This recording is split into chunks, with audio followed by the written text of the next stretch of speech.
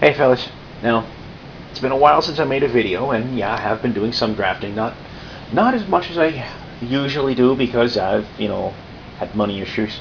But you don't need to hear about that. You don't want to hear about that. I'm sure you don't. But yeah, I'm going to skip over like a lot of the Return to Ravnica block draft I've been doing because you know what? Hey, M14 just pre-released, so we're going to be moving on to that for the most part. But what I want to talk about real quickly right here is one thing that I did draft relatively recently, and I was in a Modern Masters draft. Now, Modern Masters is an interesting thing. I mean, you look over what's in the set, and it's this weird amalgamation of Time Spiral block, original Mirrodin block, Alara block,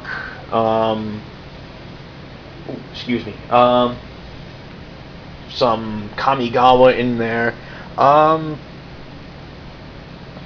a lot of Lorwyn as well.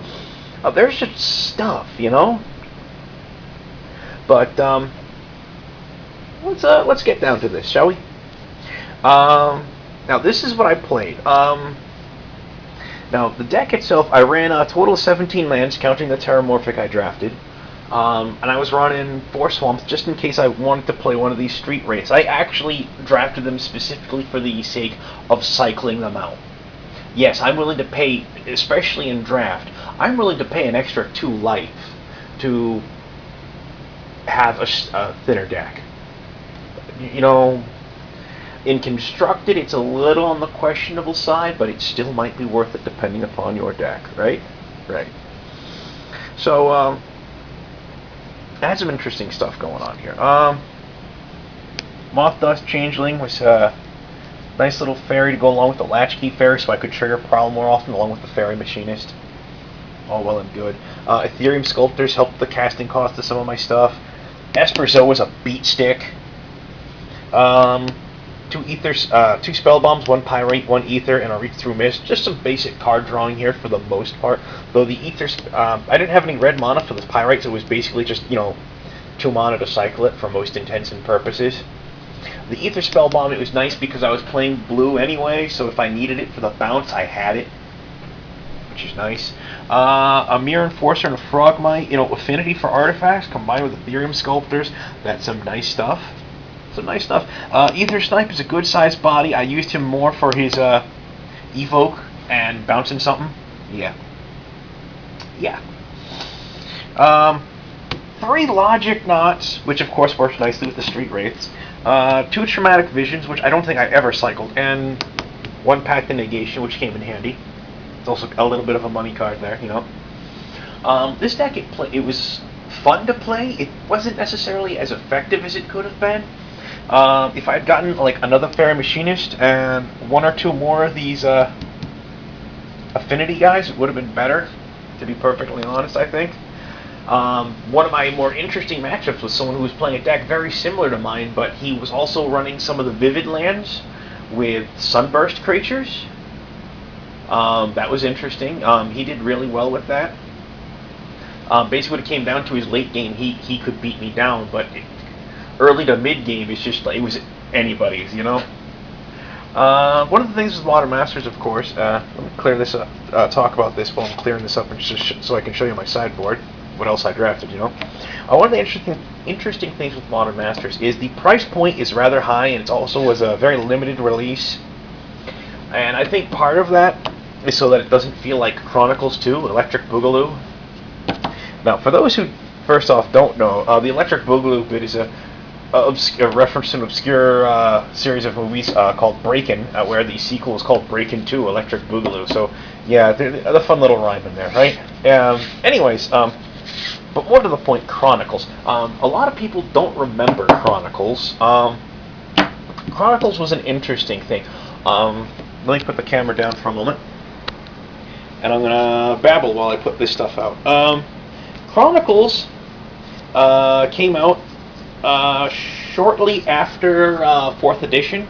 It was meant as an add-on to 4th edition, and it reprinted a bunch, and I do mean a bunch of cards, from Antiquities, Arabian Nights, The Dark, and Legends. And a very few of them were terrifyingly good cards, to be perfectly honest. But one of the problems with this, though, was that Chronicles #1 was printed in very large quantities. So #1, it saturated the market. It just straight up saturated the market. And where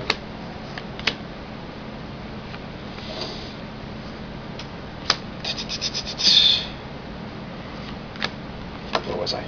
Yeah, so Chronicles saturated the market, and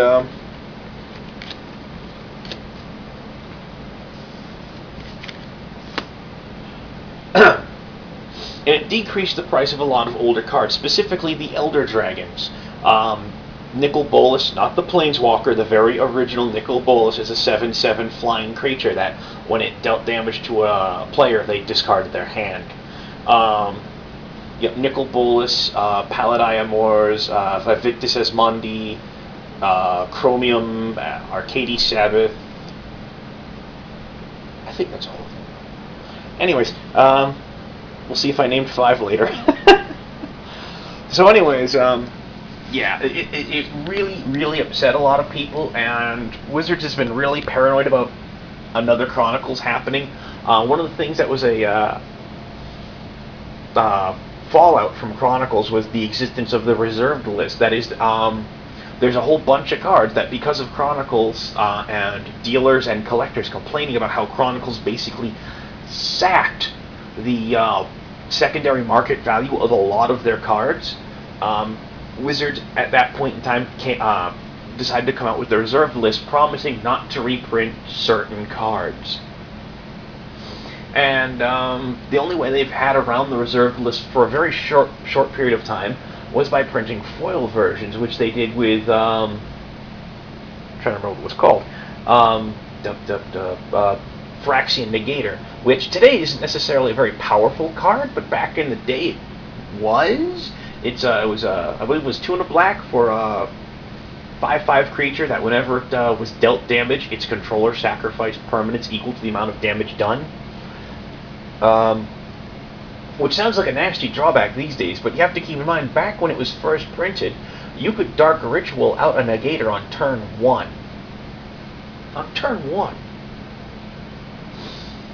Yeah, turn 2, you're swinging for 5. If your opponent didn't have a creature on board at that point, or some sort of a trick, you're beating the crap out of them fast. And fast. Batter on this thing's dying. So anyways, yeah, that's that. So, blah, blah, blah, blah, blah. Now, originally I started off drafting red and blue, and when I put the deck together, I ended up having so much blue that I could go monocolor with it. I thought that was going to help me, and I think maybe overall it did. But I really did miss some of the red, like, Glacial Ray, Sudden Shock, Molten Disaster, which was my first pick, pack 1, if I recall correctly. Partick Dragon, Lava Spike is cute. Tar Pitcher, which lets you sack goblins for 2 points of damage, and of course Sting Scourger, Empty the Warrens, War Spike Changeling.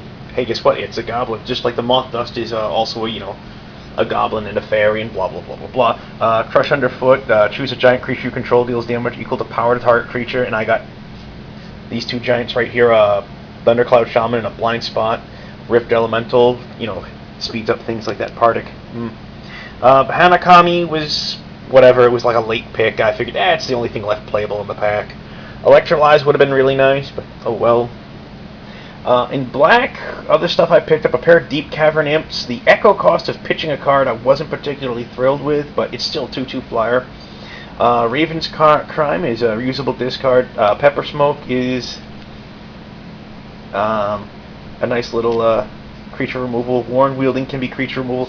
Dampened Thought, it's a mill effect. I figured maybe if I got a bunch of Arcane, but didn't really come out, Oh yeah, and a handful of tokens, Sapling, Goblin Rogue, Kithkin Soldier. It was fun to play, but really just too rich for my blood to play very frequently. Modern Masters is really expensive to draft, and I can't recommend it. I really can't. If you want cards that are in Modern Masters, buy them off the secondary market. As much as you can say that for any set, if you want cards from a set, buy them off the secondary market. Don't go opening packs looking for them. As much as you can say that about any set, it goes triple for Modern Masters. just buy the cards on the secondary market, you know? It's an interesting draft environment, though, and I kind of wish I could draft it a little bit more, but like I said, too rich for my blood.